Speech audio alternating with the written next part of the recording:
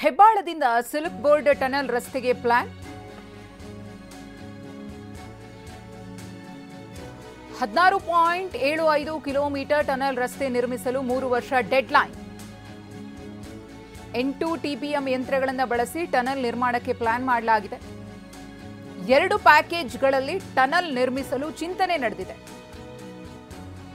Bengaluru smart infrastructure ಲಿಮಿಟೆಡ್ನಿಂದ plan. 3 ಪಥಗಳ tunnel ರಸ್ತೆಗೆ 3 ವರ್ಷ deadline. Hebbal, palace road, Lalbagh, silk board, BBMP ಖಾಸಗಿ ಸಹಭಾಗಿತ್ವದಲ್ಲಿ ಕಾಮಗಾರಿಗೆ ಪ್ಲಾನ್ ಮಾಡಲಾಗಿದೆ. ಬಿಬಿಎಂಪಿಯಿಂದ 3,508 ಕೋಟಿ ಅನುದಾನ ಮೊದಲ ಹಂತದ ಕಾಮಗಾರಿಯ ಮಾಹಿತಿ ಇದು. ಖಾಸಗಿ ಸಹಭಾಗಿತ್ವದಲ್ಲಿ 5,262 ಕೋಟಿ. ಎರಡನೇ ಹಂತದ ಕಾಮಗಾರಿ ಶೇಷಾದ್ರಿ ರಸ್ತೆಯಿಂದ ಸಿಲ್ಕ್ ಬೋರ್ಡ್ ಜಂಕ್ಷನ್ ತನಕ. ಬಿಬಿಎಂಪಿಯಿಂದ 3,571 ಕೋಟಿ ಅನುದಾನ.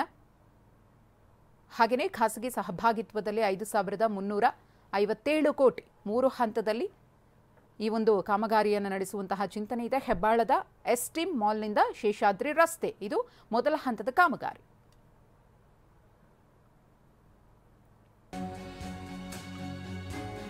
ಸುರಂಗ ರಸ್ತೆ ಕಾಮಗಾರಿಗೆ 3 ವರ್ಷ ಡೆಡ್ಲೈನ್ ಅಸಾಧ್ಯ. ಇದು ತಜ್ಞರ ಅಭಿಪ್ರಾಯ. ಟನಲ್ ಕಾಮಗಾರಿ ಶುರುವಾದರೆ ಸಾಲು ಸಾಲು ಸಮಸ್ಯೆಗಳು ಎದುರಾಗುತ್ತೆ. ಟನಲ್ ರಸ್ತೆ ನಿರ್ಮಾಣದ ವೇಳೆ ಜಲಮೂಲಗಳಿಗೆ ಹಾನಿಯಾಗುತ್ತೆ. ಹಾಗಾಗಿ 3 ವರ್ಷ ಸಮಯಾವಕಾಶವನ್ನ ಕೊಟ್ಟರೆ ಅದು ಅಸಾಧ್ಯ. ಕೆರೆಗಳು ಅಂತರ್ಜಲ ವ್ಯವಸ್ಥೆಗೆ ಪೆಟ್ಟು ಬೀಳುವ ಆತಂಕವನ್ನ ತಜ್ಞರು ಹೊರಹಾಕಿದ್ದಾರೆ.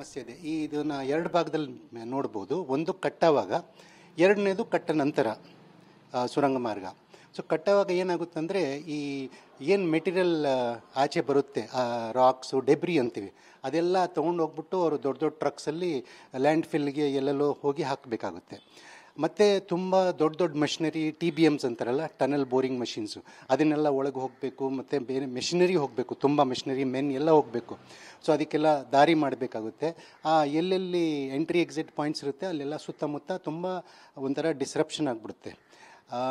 ಅದು ಬಿಟ್ಟರೆ ನಮ್ಮ ನೀರಿಂದು ಸಮಸ್ಯೆ ಬರುತ್ತೆ. ಯಾಕಂದರೆ ಏನು ನೀರಿಂದು ಜಾಗ ಇದೆ ಕೆಳಗೆ, ಆಕ್ವಿಫರ್ಸ್ ಅಂತಾರೆ ಅದು. ಮತ್ತು ಈ ಟನಲ್ ಏನು ಕಟ್ತಾ ಇದ್ದಾರೆ ಅದರ ಪಕ್ಕದಲ್ಲೇ 3 ಕೆರೆಗಳು ಬರುತ್ತೆ. ಒಂದು ನಾಗವಾರ ಕೆರೆ, ಇನ್ನೊಂದು ಹೆಬ್ಬಾಳ ಕೆರೆ, ಇನ್ನೊಂದು ಲಾಲ್ಬಾಗ್ ಕೆರೆ. ಈ 3 ಕೆರೆ ಪಕ್ಕದಲ್ಲೇ ತೊಗೊಂಡು ಹೋಗ್ತಾ ಇದ್ದಾರೆ, ರ್ಯಾಂಪ್ಸ್ ಇರಲಿ ಅಥವಾ ಟನಲ್ ಇರಲಿ. ಸೊ ಅದರಿಂದ ಈ ಕೆರೆಗಳಿಗೆ ಮತ್ತು ಈ ನಮ್ಮ ಕಾಲುವೆ ಎಲ್ಲದಕ್ಕೆ ತೊಂದರೆ ಬರುತ್ತೆ. ನಮ್ಮ ವಾಟರ್ ಟೇಬಲ್ ಇರಲಿ, ನಮ್ಮ ಬಾವಿ ಇರಲಿ, ನಮ್ಮ ಬೋರ್ವೆಲ್ ಇರಲಿ, ಅದೆಲ್ಲ ತೊಂದರೆ ಬರುತ್ತೆ. ಖಂಡಿತ ಸಾಧ್ಯತೆ ತುಂಬ ಜಾಸ್ತಿ ಇದೆ.